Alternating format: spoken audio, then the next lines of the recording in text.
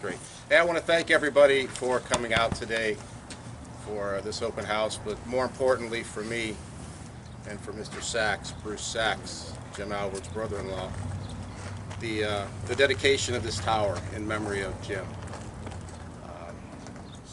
Jim is a very important person to me personally, to me professionally, and I know to most of you out there. As most of you recognize, we wouldn't have this club, you wouldn't be here if it wasn't for Jim Aylward. And for those of you who want just a real brief history, because Jim would kill me if I didn't share the story with you, of how this became PCARS Club, back when ODOT abandoned the facility, locked up the gates, the place was vacant for over a year or two, oh, more like 4 or 5 years. Jim kept driving by here through town and he kept looking at this tower. He thought it'd be a great tower for the club. And he called me up one day at work. He said, "Mark, call ODOT and see if they'll give us the tower, if they'll give us access to the tower." And so he was my boss, so I did what my boss told me to do. I called ODOT, asked them if it was possible for us to get the tower, and they laughed at me. They said, "Of course not." I said, "Why? It's just sitting there, nothing's on it, and leave me alone, Mr. Frazone." So I called Jim back. I said, "No go." He's like, "That's not good enough." If those of you who know Jim well know that that's exactly what he would have said. "Call him back tomorrow, Mark." I called him back tomorrow, got the same answer. "Jim, this isn't flying. They're not." He's like, "Call him the next day, Mark." I'm like, okay. This went on for about 10 straight work days. I called down to ODOT, begging for this tower. Finally, the lady at ODOT said, "I'm so tired of listening to you and hearing from you. The only way you get the tower is if you take the entire campus here that ODOT had." So I called Jim up and, I'm like, "Well, Jim, that's not the answer you're going to want to hear. You still can't have the tower unless we take everything around the tower." He said, "Take it. Take it all." So that's how we own this entire complex, was because Jim Aylward wanted this stinking tower. We own the whole shooting match.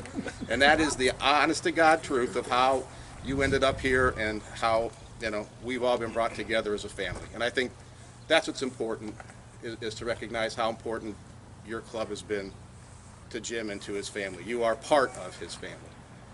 This is a big, big part of his life, and I know Bruce can tell you, and probably tell you a story or two about how important this tower was, and this club is, and the work that you do each and every day in this club, to him, and it is to all of you.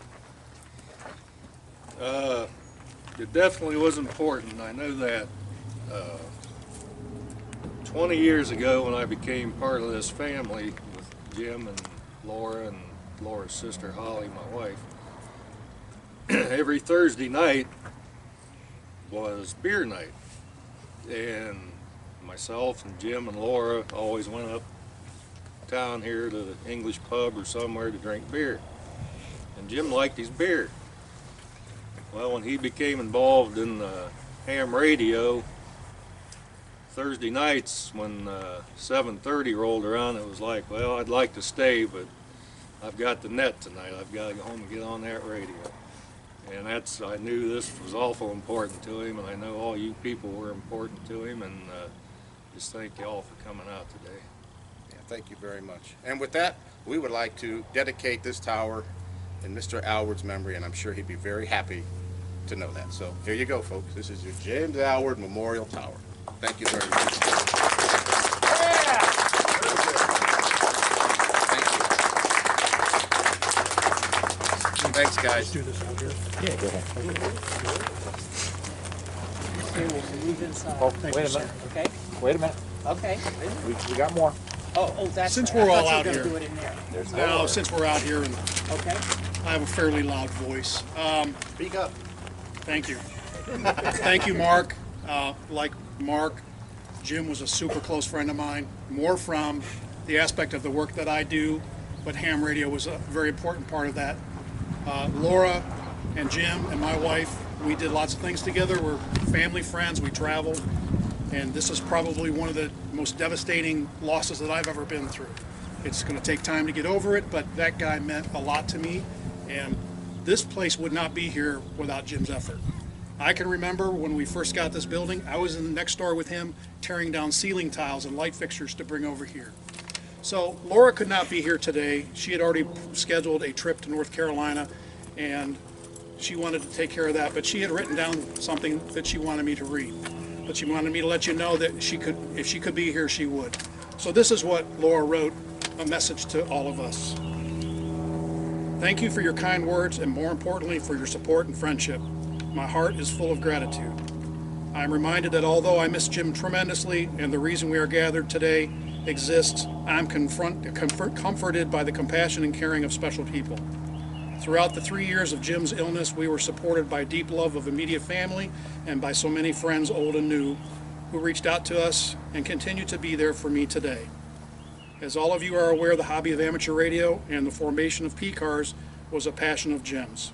He was so proud of the development of the club site and all the great things it brought to its members. He would be honored by this dedication.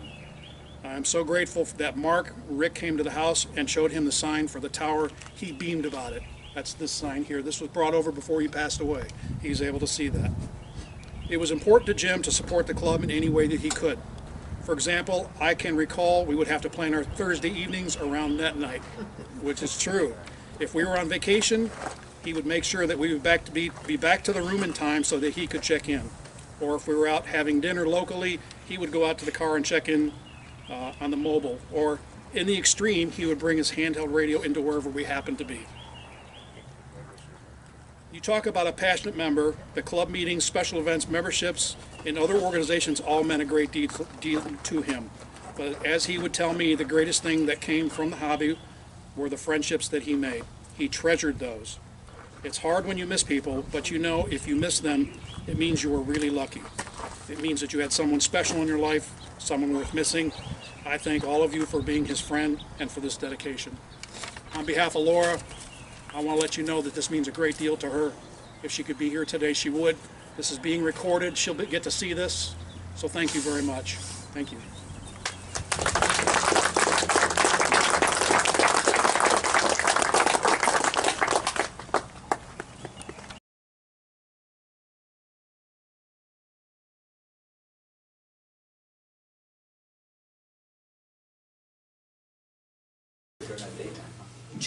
Jim loved VHF. This was his corner of the club.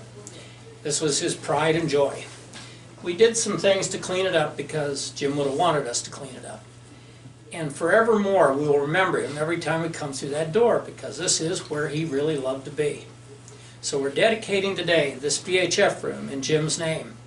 We have a plaque that will be hanging on this wall until the wall falls down. There will be no reason to move that. He was a great guy. I didn't know him as long as a lot of people did here, but he was a great guy. And we really appreciate everything he's done for the club and everything he's done for everybody he knows. Anything you want to say? Just want to say that Jim is missed. Not only was he a real important part of getting PCARS started and getting this facility set up, but he was my friend. He was our friend. I wanted to echo that too. I know that Jim was very passionate about the club. Jim was very passionate about amateur radio. And he had, when he set his mind on something, particularly when it was getting somebody that he had met outside of the club involved in the club, he had a way of just latching onto you and really getting you involved with the club. But I think the most important thing for me personally, and I think this was true for most everybody in the club, Jim was a very good friend. As Tom said, he's going to be missed very much.